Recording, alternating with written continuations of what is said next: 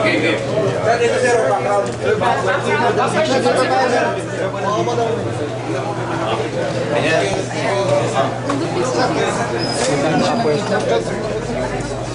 Ako na po ayaw namin sabihin kidnap kasi wala naman ng basihan. Ayaw din po namin sabihin kidnap kasi malinaw po na voluntary. Ang pinakauling balita po namin na maayos naman yung dalawang Pilipino. Kami naman nilala niya. Maliban dyan po wala pang paabot na hukuman. Sa ngayon, binubuksan po natin yung linya ng komunikasyon. Subalit ayaw po nating i-presume na may hinihingi kapalit o sapilitan silang hawak dahil nga kahapon yung masabi sa amin maayos yung talaga at mukhang hindi ko alam kung ano yung napasok nila. Saan mo nang galing yung information na okay sila? Galing mismo mo dun sa isang tawag na ginawa ng Filipino kumpanyo sa pamilya niya. Sino? Hindi ko na Sir, sabihin. yung 50 million na lumulutang sa kayo, sir, saan napupunta galing? Hindi ko alam. Bilang pa tayo Pwede ko kasi may nagte-take advantage ng sitwasyon. At nais ko palabasin na may ganong klaseng usapin. Pero sa pagkaalam ko na dalawang Pilipino kasama, walang ganyan. So, nasaan po sila kayo? Nasaan sila kayo? Na-identify ko kung parang ang sinisete lang kung alias yung Nazmir Ali. Kung ito nga tunay yung pangalan. Pangalawa, na-identify ko kung kanino siya kasama. So sir, antayin na lang natin sir na lalabas sila. Ako lang ho, tingnan ho natin kung paano tayo makikipag-ugnayan, pero ayaw natin na parang masigasig na hinahanap kasi baka hindi naman ho talaga nagpapahanap. Sir, yung Jordania, Wala akong paabot sa amin.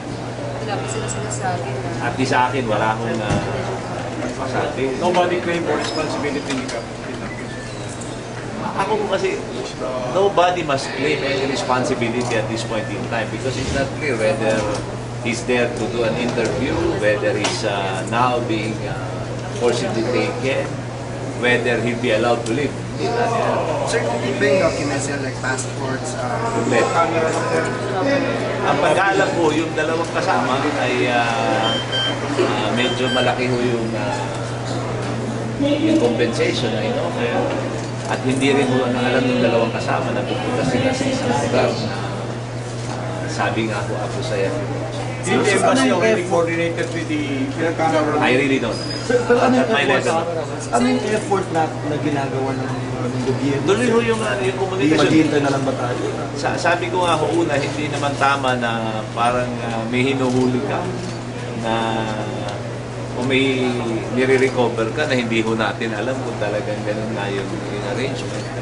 Unless they formally do communicate to us exactly how it is now, then I think we just have to answer. Secretary, kung naka-focus tayo ngayon sa Jordan, what about yung Australian, yung other foreigners? Kasi medyo sunod-sunod na rin yung mga foreigners. Focus tayo ngayon sa Jordan. Katuloy, wala ho tayong binibigyan ng special focus.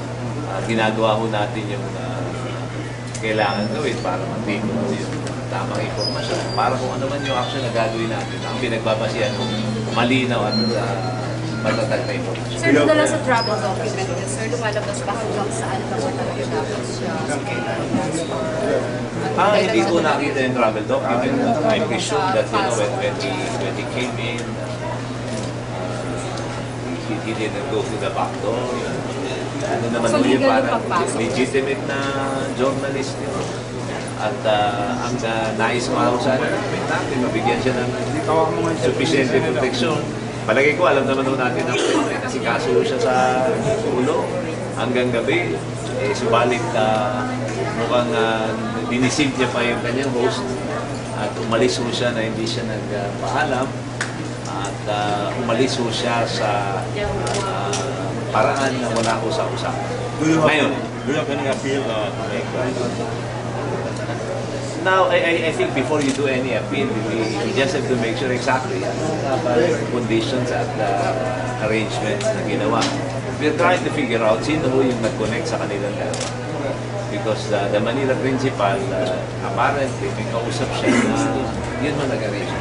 We have many directives from our Commissioner. Of course, ang ating directive is to investigate the incident, find out who the people responsible, who are the responsible people in allowing this to happen. But as I've said, there are limits what the authorities can do. Sir, do we expect heads to roll sakasakali? Hindi ko naman kasi halimbawa ikaw pumunta ka sa ASG, hindi ka nagpaalam, binakasan mo pa yung mga tao dapat na magbantay sa'yo. Palagay ko hindi naman dapat nasisihin yung otoridad doon. Lalo na malinaw kung na ginawa niya yung kanyang pagkulit. Ang problema lang ko yung hindi cooperative. Ganyan yun. Sir, salamat. At mahalaga ko sa amin yung lagay ko ng Pinoy, ang report ko sa amin, maayos. At hindi yung parang under duress. Mukha. Siguro, inaalagaan mo sila at mukhang hindi sila threatened. Sir, may malaking problema ba ito sa... Under duress, makakain. Sir, malaking problema. Nakausap ko sa po. Sir, malaking problema ba ito sa Malacanang? Itong nangyari sa Jordan. Malaking problema ito. Ang palagay ko hindi mo dapat eh. Ang palagay ko kung may aral ako tayo. Palagay ko imbis na bibigyan ng laya, yung sino man nais magliwaliw sa lugar na yun, medyo maghihigpit ko tayo.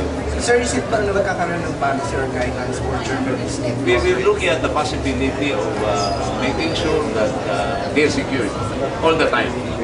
If they do not agree, then they just have to assume the risk. Sir, you were saying na nakausap niyo sila, yung mga Hindi ako nakausap. Nakausap ko lang po yung principal sa kanila. Balikan ko lang ang hindi under duress, sir. That also includes Hindi ko, I cannot speak for the Jordanian, hindi ko alam kung ano yung sabi ko. Ang katunayan nun, sinusundan ko namin yung dalawang Pilipino. Nag-aalala ko kami na baka napasok siya sa isang arresto, hindi niya rin. So, impression niya, sir, kung hindi sila nag-progress, parang bisita sila dito. My impression is may maayos ang usapan yung Jordanian sa yung ini-interview. At siguro baka siya yung nagagarantiya doon sa dalawang. Do you think it is some kind of kidnapping that you do na? Palagi ko ayaw kong gawin yung term na kidnapping kasi yung kidnapping normally ina-abduct na forcibly. Hindi nga ho abduction kasi hindi naman daw siya kinuha. Siya ho ay sumama. Hindi nga ho siya kusang sumama, palagi ko pupunta siya ron dahil nais niya mag-interview. Sir, correct me if I'm wrong. Sa madaling salita, para kung ikaw, nais mo mag-interview kung saan lupalo, pumunta ka ron, talagay ko hindi ka inabdak, kuha ka ng paraan at hanap ka ng paraan para ma-interview yung subject na gusto mo ngayon. What can you say about the foreign advisories, travel advisories? Matagal lang natin.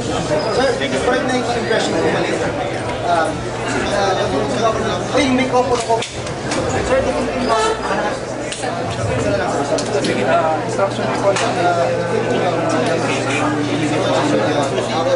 We're concerned with the three of them, but as I've said, we're not sure exactly what the arrangements are. We're concerned with the Philippines. That's what very likely. Hindi mo nila alam kung ano talaga yung arreglo na pasukan nila. and the big doon sa I'm sure if there is anyone to blame, yun mo yung nagdala sa kanila. hindi yung Jordan, you're referring to the It's a Jordanian.